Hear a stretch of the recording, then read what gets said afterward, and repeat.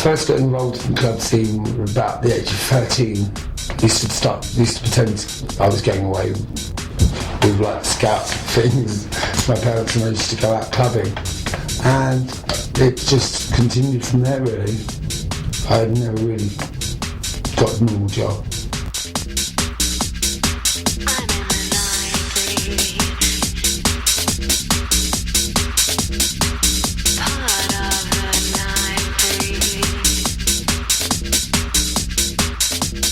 I've played in my very varied career. Played all over the world. I was from Argentina, I played in New York, Paris. I've played for people like Madonna, right the way through to people like Boy George. Fat Tony is part of the Nightbreed, a group of individuals who have helped shape the face of club culture into what it is today. All have followed separate paths, yet they are bonded by the same driving force, touched by the creative energy that thrives on its dance floors. Being a DJ sort of has its downside, as in the fact that everybody wants to know you, everyone wants to be a part of you, which is, I find, very tedious, very boring. But the upside is of making people happy and making people dance. And there's nothing more than a better feeling than watching 1,000 people move to what you're playing. You have the power to do that.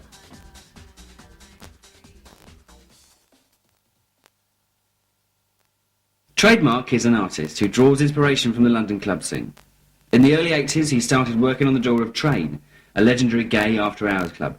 It was here where he made a career, designing club flyers. What I'm working on here is the first painting in a series for this show that I'm doing in July at the Departure Lounge. The title of the exhibition is Underground Icon, and it's going to be a series of paintings of people who are or have been at some point in their lives underground icons. A lot of them have gone on to become mainstream personalities or whatever. This particular picture is of Boy George.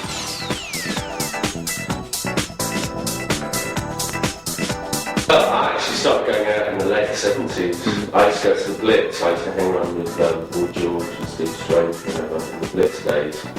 I used to do lots of paintings of George and Steve Strange and people like that. So I started doing the trade adverts and the flyers, the logo, whatever. And it kind of led on from there. It sort of snowballed really. Other people saw it. Heaven, Village, people like that. And all sort of approached me to do artwork for them. So it all sort of started with trade, which is obviously how I got my name, trademark. That's about it, really. In their London studios, producer Baby Doc and vocalist SJ are putting the finishing touches to their underground track, Nightbreed.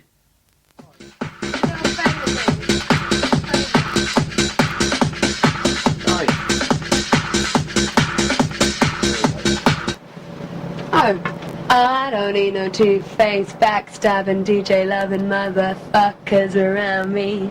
I'm in the Nightbreed, one of the Nightbreed. That's our song. There you go. There you go, that's Nightbreed. Nightbreed is about, I did an interview with this guy called Stuart Who for QX magazine, and we decided that the reason why we didn't conform to day society was because we were all part of the Nightbreed. And the Nightbreed sort of consists of, I guess, people like me and Quinn that write records, and DJs like Fat Tony, and journalists, straight artists like Stuart Who. And so the Nightbreed are all those people that enjoy nightlife and not day life. Strange people. Strange people. Strange people. So all the people, all the misfits. We're all the misfits, really. The ones that don't quite conform to society, but Don't quite fit in anywhere. don't quite fit in. Since the emergence of Acid House in '87, Danny Rampling has become one of the most respected names in dance music. When did I first get involved with the club scene? I didn't immediately get involved with the club scene. I was a collector of records. I was a record collector, and a friend of mine worked in a bar, and they needed a DJ, and he suggested that I go along there and play records. So I had quite a huge collection of records.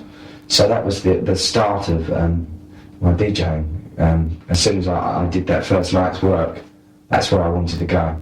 So I continued working in that bar, and then eventually, several years later, I became involved in the club scene properly with the emergence of Acid House, the beginning of Acid House. That really broke me as a DJ, as a club DJ. Before that, I was a struggling club DJ. Originally, I used to play high energy and disco. I used to play like the records I first started playing, because I was never meant to be a DJ. And I mean, I was just brought into it by, because I was doing the tour of a club at the Lyceum called The Playground. And the music was so atrocious, each week I would complain. And then one week Ross Egan just said to me, "Oh, bring your own records if you can do better." The 80s brought with it a new kind of music from the US that would heavily influence the sound of the UK.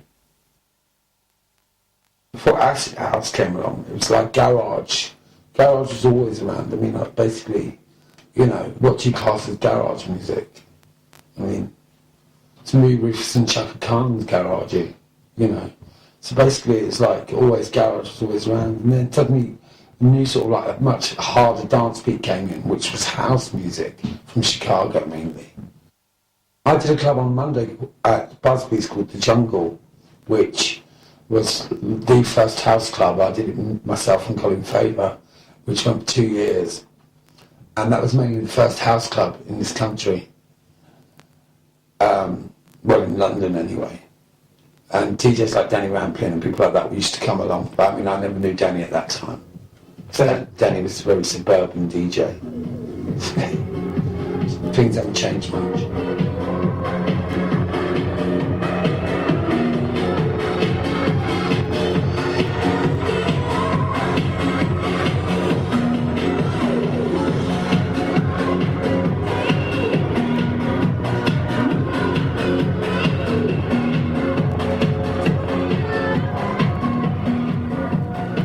The main house clubs in the 80s in this country were Shum, which was mainly, you know, your Acid House.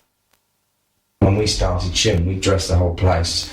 It was in a fitness centre, which was a gym, a bare gym. So we painted all of the backdrops and banners along with a group of people in my own house, and draped the whole place out with fabrics and painted backdrops to make the place look more clubby. So that was important even back then.